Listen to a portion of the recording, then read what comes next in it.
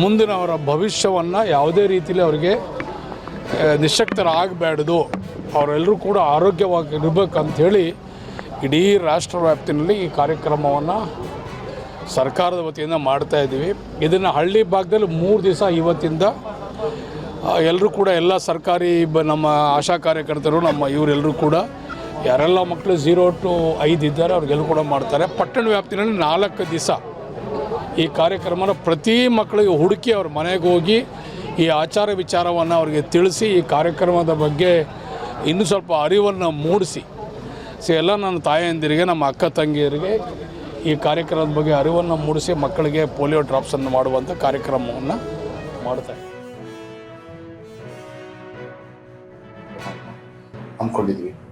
ಇದರಲ್ಲಿ 0 ಇಂದ 5 ಅಂದರೆ 5 ವರ್ಷ ಇಂಥ ಕೆಳಪಟ್ಟದ ಮಕ್ಕಳು ಸುಮಾರು ನಮ್ಮ ಜಿಲ್ಲೆಯಲ್ಲಿ 75,492 ಮಕ್ಕಳಿದ್ದಾರೆ.